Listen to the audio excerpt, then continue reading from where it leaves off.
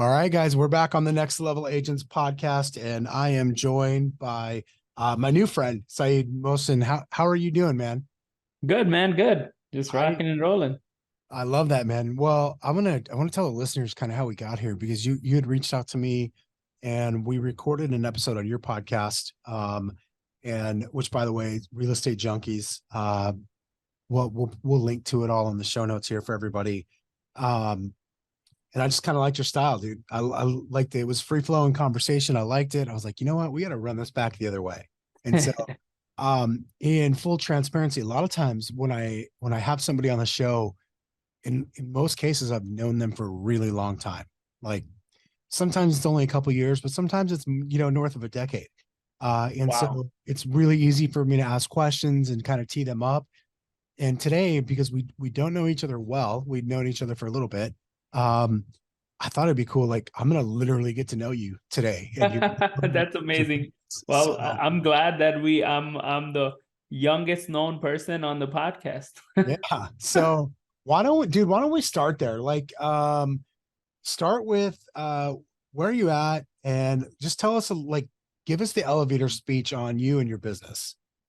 Yeah, so I'm in Michigan. I've been in real estate sales 11 years now, and I run a small local team here, 6 agents in my team. I have 19 agents in my organization in EXP. I have a coaching business, coaching, consulting. I work with real estate agents, team owners, brokers. I help them scale their businesses, leveraging automation and technology.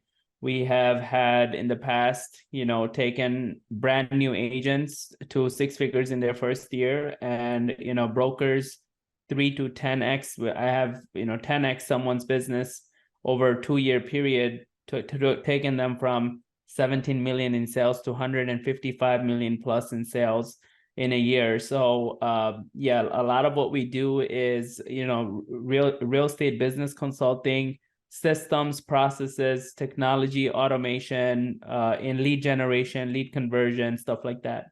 Awesome. So I'm gonna go back first. So what you've been in real estate for 11 years? What were you doing prior to real estate? What convinced you to jump into real estate?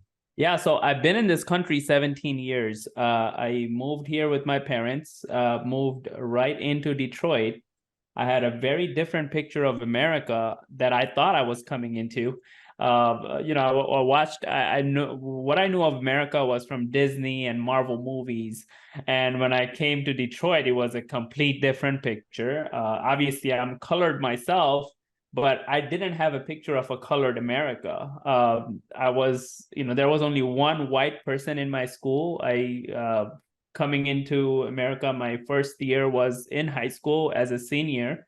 So I graduated right away, 6, 7 months in. I went to engineering school here in Wayne State University for about 2.5 years before I read the book Rich Dad Poor Dad, which like gave me this different aspect of education in America. And I'm like, this is clicking. This last 2 years of experience in college has not been clicking with me as far as education that I knew. And I'm like, you know what? I'm on the wrong path. So I started an online business literally from scratch. I was thinking of ways, how can I make money? And I have always found a way to buy stuff cheaper on Craigslist, right? So I'm like, how can I leverage that? So I started buying cell phones on Craigslist and selling them on eBay. E-commerce didn't exist back then. So we upgraded from cell phones to electronics to health and beauty products. And so I was doing that for 4 years, dropping out of school. And I'm like, you know what? I'm just going to go full-fledged business. Even though I didn't know anything about business, I knew I wanted to get into business. So I made some money, from what I remember, like over six figures doing that. And I had some savings, and I'm like, okay, now that I have money, I need to flip my money. So I was looking into real estate. This was around 2012. Market was kind of picking back up. There was a lot of foreclosures available. I invested in from between 12 to 14. I think I flipped like 6 houses without doing any work to it. I was doubling my money every single deal. And around the time when I started reading paperwork, I'm like, okay, I need to learn more. Now that I'm doubling my money, this is a lot of potential. So I started learning, I started reading closing statements, and I started seeing how much my real estate agent was making on both end of the deals. And I'm like, this is money I could save. So I got licensed, and I didn't have any plans for sales.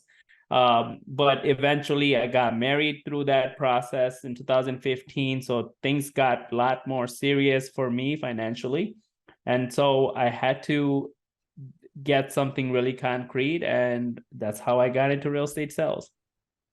Dude, that's awesome. I appreciate you taking the time to kind of share that background story. I'm always interested in why people do it. And it's funny for me, I think the real if I go back, that first domino for me is also the book Rich Dad Poor Dad. Little different path, different things in between, but at the end of the day, and I've always said, if you're teaching in front of a room and you ask, who in this room got into real estate because of that book, there's always 1, 2, 3, 4, 5 people that will raise their hand. Like that book was so instrumental, I think, in changing the viewpoint and the worldview the way for a lot of us, and then realizing real estate is is such an easy vehicle to make wealth and gain wealth, and et cetera. So love that. And to be honestly, like now that I think back, real estate didn't really click for me from that book. I wish it did. I would have started way ahead, but it didn't. To me, it was more when I read that book, the message that I got at that time, and I read multiple times after. Now I get it, but at that time, I really didn't. It didn't really click for me. The real estate, right? What it really showed me was the whole, working for someone versus being your own business, and then operating in a business versus owning in a business.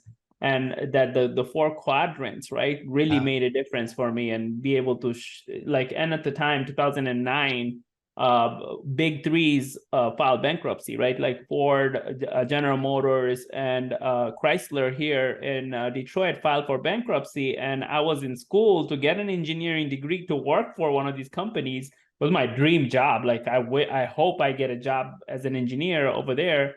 I started seeing like laid off engineers from these companies teaching us because they were not able to make a living.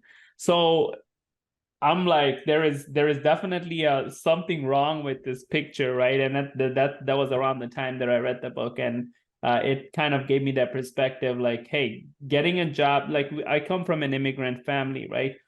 Getting a bachelor's degree, master's degree, and climb up the corporate ladder is like the dream path, right? That's the roadmap that's been shoved down our throat, growing up. So this was a different perspective, and it wasn't easy getting out of it because everyone in my environment was like, what are you doing? There's something wrong with you, right? There's something wrong with you. Like, what are you doing? You're going off the path, right?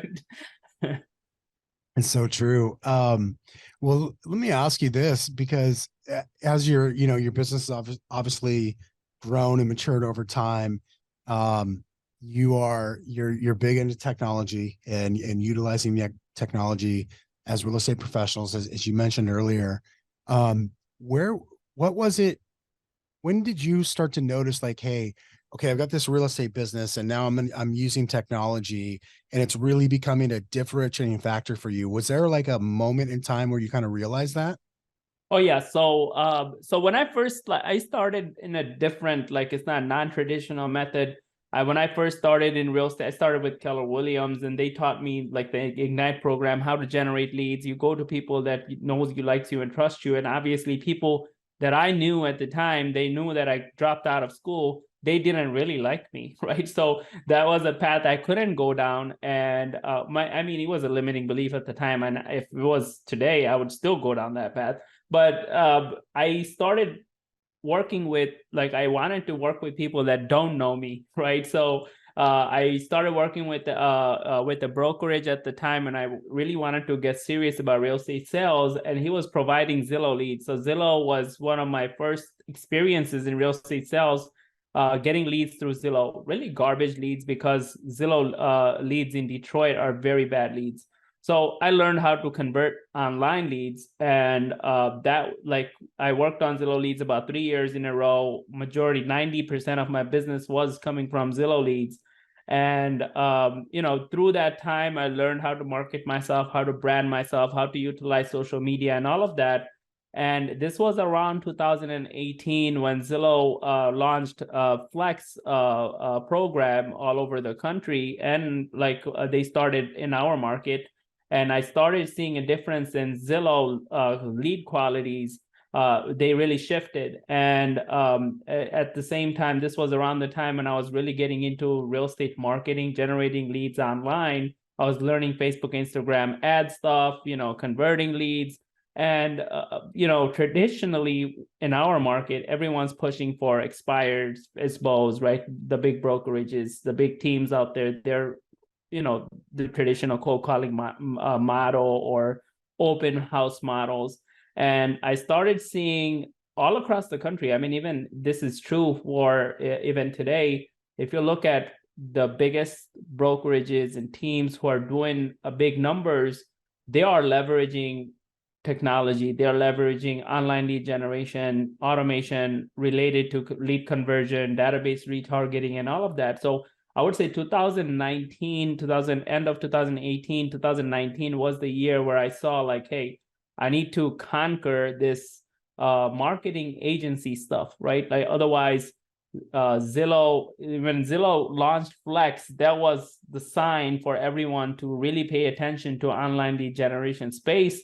Because if they got the power to call the shots and say, I want 40% of your commission, there is something wrong with that picture. How can a marketing agency become a brokerage and claim 40% of our commission without us realizing there is something wrong? So this is when I really dive deep in the real estate marketing agency space. I started networking with and going to marketing conferences, meeting with people who are in the real estate marketing agency space. I don't know if you're familiar with Zillow Killers. There is a whole movement out there where they call themselves Zillow Killer. What they do is, same stuff Zillow does, generating real estate leads through Facebook, Instagram ads, PPC leads, local service ads, SEOs, all of the stuff that Zillow does to generate leads anyway and sell us those leads. So that experience helped me really understand, those who spend, this is something that I learned from one of my mentors, is that, and it's true, marketing any businesses in the digital space, is that the company that spends the most amount of money to acquire a client will always win.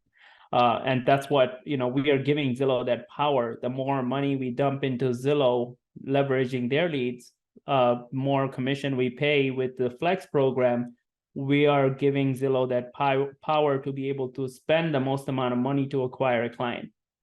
Yeah. And, it's funny. I laugh too, because I don't necessarily have a problem, for, if you want to work Zillow leads, or other referral company. I think, but what I find interesting is, if you're willing to do that, are you also willing to spend that same amount of money to go get your own client? Right. Mm-hmm. And then the other thing is, if you're going to pay the Zillow or whoever the lead aggregator is, if you're going to pay them, what you better be doing is taking care of that client for the repeat referral business. Right. Yeah. And I think it can be done in a very strategic way if you're thinking long-term about repeat referral business. And if you're not, then I think then you're purely transactional, which I think there's too many folks that sort of just think that way, purely transactional. But my coach told me, this has probably been a decade ago, but I remember him saying, it's yeah, well, whoever controls the lead controls the business. That's just the way it is. And and Zillow has done a good. That's why they've raised their, it's 30% and 35% and 40%. One day it'll be 50% and one day it'll be 60% referral fee. And that still might work for some people, but it's only going to get more expensive. It's never getting cheaper. Yeah, for sure. And look, so there is this, I have tried to talk to brokers who are Flex partners and try to make them understand that. And from their point of view, they have a point where, hey, look, we haven't made as much progress when it comes to marketing. in the real estate industry. Like majority of the agents, I mean, rightfully so, because the fact is 57 years is the average age of real estate agents.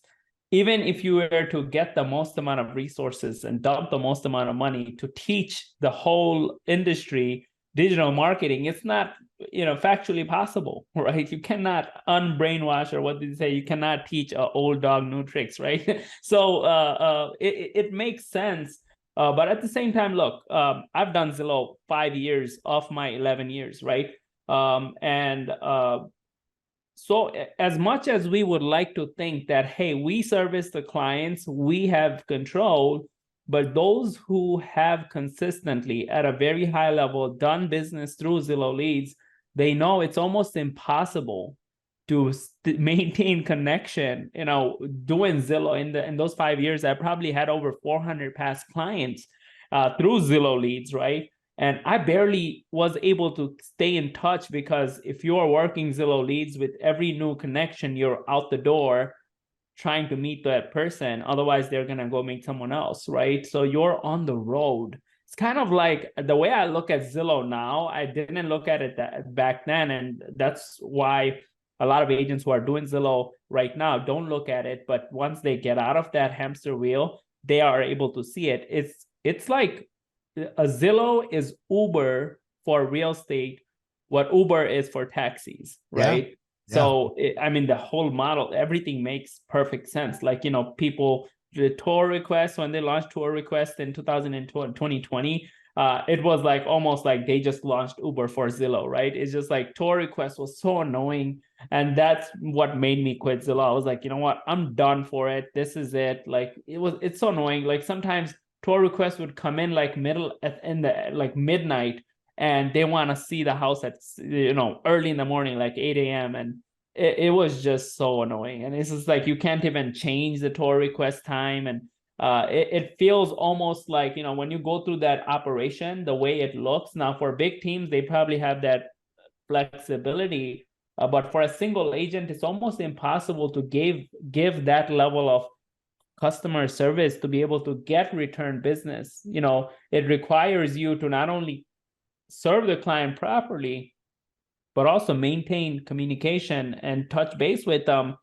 quarterly, monthly, whatever your process may be, for you to build that relationship with them, right? So, when I was a single agent, it was impossible. But when you have a team, maybe you can have different like operations set up where, okay, we have showing agents who will just go out there, show houses. We have agents who will negotiate deals. We have agents who are like more customer relationship focused. That might work out. Yeah. Yeah. It's almost like Zillow is the big team, and the agents who take the leads are their showing assistants. Yeah. And technology will show us, I'm very big on technology because of that. It's because I was just having a conversation with the past client of mine, and he was just like, he had a house for sale. He reached out to us. So my A team will help him sell the house. But he was like, hey, look, we did business like, what was it, 4 or 5 years ago? And it was a different market. Now it's different. I'm like, what do you mean by that? Can you explain? And he was like, look, today technology almost, and this is a client, right? This is the consumer who's saying this. And I'm in my head, I'm thinking, yes, I preach this to real estate agents all day, all night. And obviously I couldn't admit it to him. Then it would basically, we would lack value. She's like, well, in my opinion, real estate agents haven't added so much more value than they, since last 5 years, but technology allows us to do business in a way where we don't really need real estate agent, right? And I'm thinking in my head, you're right, but I had to like, well, negotiation and all the other stuff, I handled the objection, but in reality, technology will make Zillow's job a lot more easier reaching out to consumers. Over the last 3 years, they have launched their own in-house lender, and they're doing everything to become a full service company for the end consumer, which is buyers and sellers, right? Sure. And when they go full-fledged, where and I am predicting this by 2025, if not latest 2028, Zillow will have an AI app, like AI coaching style app, where people log in, they connect their financials, and Zillow will just literally tell them step by step what they need to do. And only reason Zillow will need a real estate agent at that point is to open doors. There is like no other, like it's very easy with with the DocuSign, with everything that we have, all the puzzles are there. Someone just needs to connect it and align it in a consumer experience that is the right fit for consumers, right? So it will evolve over time. It will take some time. We're not right there and then, but AI will make it possible. I agree. So technology is obviously important to you, right? That's something you spend a lot of time on, the technology impacting our industry. When I say that to you, like what comes to mind? Is it, hey, here's what we use as agents to defend it, our business against that? Like what comes to mind for you? Yeah, it is that. It's just that if there are marketing agencies out there who are after our earnings, 100% of commission is real estate brokerage and real estate agent earnings, right? And I feel like the same technology that is being used by these marketing agencies to take our commission away from us or make a claim on our commission, whether it's 30 or 40%, we can use that same technology to set up the systems. And that's what we are doing right now. Literally, the softwares that we have put together, we have an all-in-one platform that allows any real estate agent or broker in any market all around the globe to have their own Zillow. That's the idea behind having technology work for us, is to replace Zillow for us to not need Zillow. Now, when I say that, when Zillow sends you a connection, this is not a connection that was generated last night, right? They attract and build a database for over months, right? And they continue to nurture that database until that person becomes ready to connect with an agent. That's when they make that connection. So I feel like Zillow by design is, I guess, like putting this false perception of what an online lead looks like for real estate agents. So when they go about generating their lead themselves, they don't find that same motivated buyer and they think, oh, it's not working, right? So when you generate, I was gonna say that's the thing. That's what I've always used to my advantage, because we've been in the online lead space for a decade. And one of the things I loved about it is agents behave that way. Most of us as agents behave that way. They think, well, I got a lead, they registered on my website, but they don't want to buy a house right now. This sucks. And so they quit in 3 months or in 6 months. And the reality is like, because to your point, like that's not really the life cycle. It's not just lead to contract. That's really not the way it works. And you got to be willing to play the long game with them to make the money. Yeah. I mean, you have to have a system set up for you to take a top of the funnel lead to mid funnel to bottom of the funnel, right? So you have to have a whole system. You can't just have generate leads and you don't have the rest of the system to maintain communication with this client, stay in front of them, be top of mind, retarget them back to the site, watch their behavior, reach out with the right approach and connection, like make connection with them, build relationship with them, build rapport with them, provide value, right? All of that is required for you to take a top of the funnel lead to bottom of the funnel and start showing them houses and, get them under contract. So we're not like in real estate industry. I don't see this a lot where we're taught that, right? When it comes to online lead generation, it's either we are taught how to attract the bottom of the funnel leads, or we are taught how to attract top of the funnel leads, right? It's not like, okay, hey guys, this is the whole funnel system, right? You generate the leads or at the top of the funnel, you just mass generate, you just build database with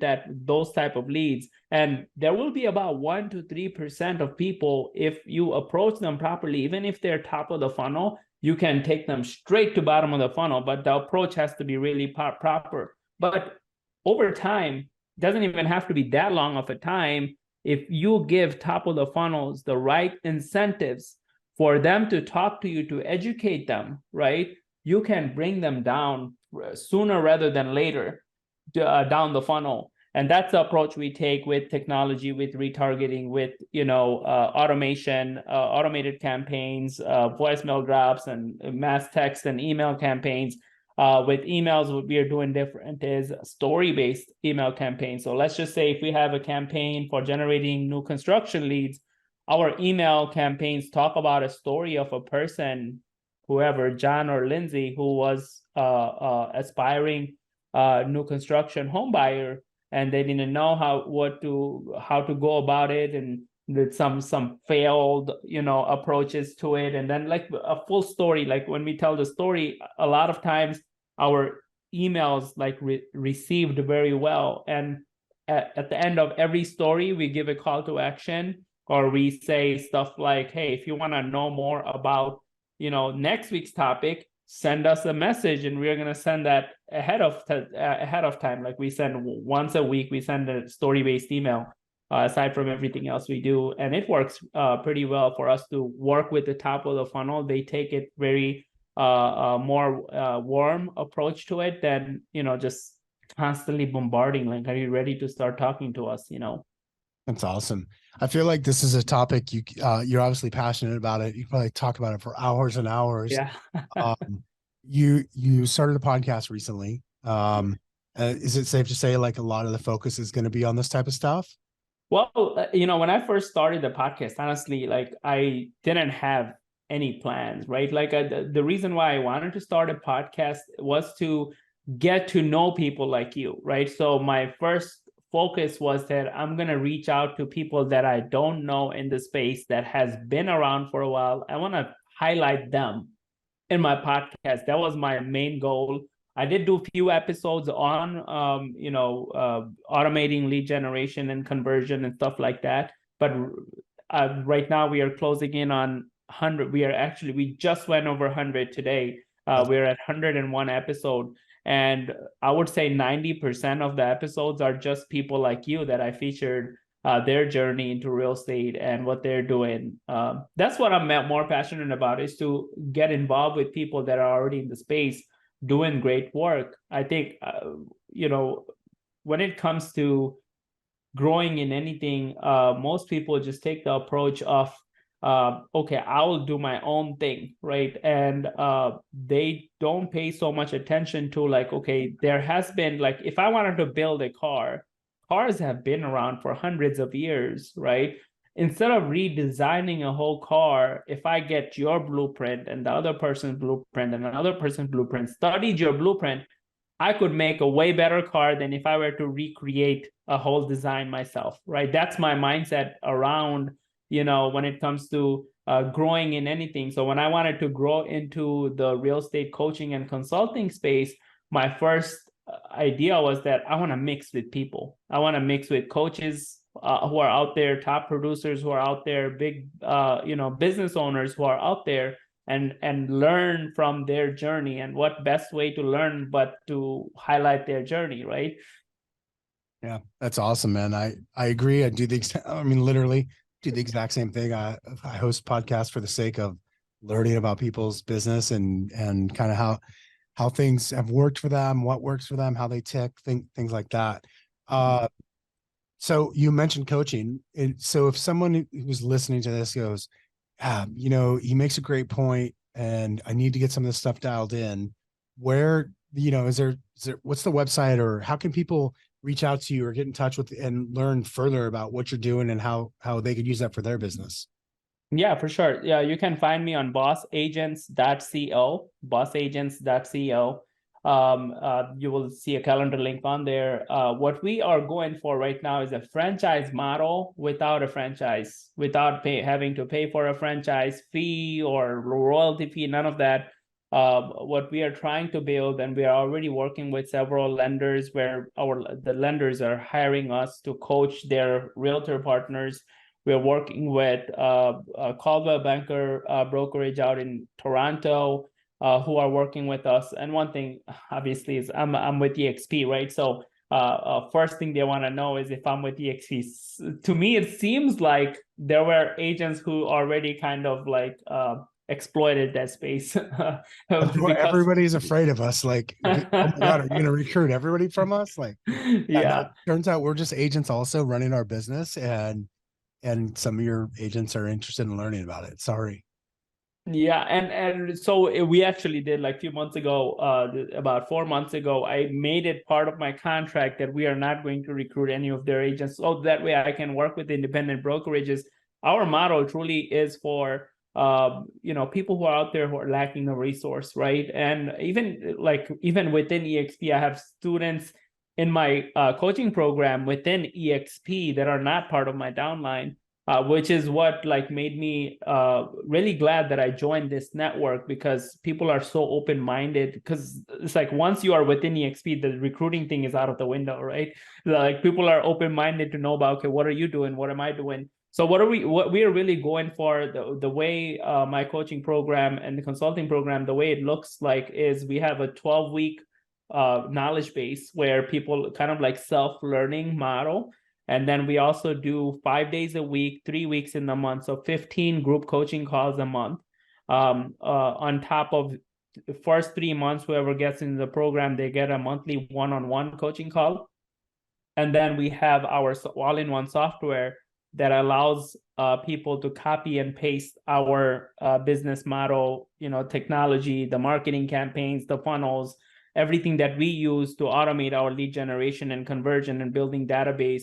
And in the 12-week knowledge base, what we are giving them is organic traffic strategy, paid traffic strategy, business planning, mindset habits, team building, hiring virtual assistants.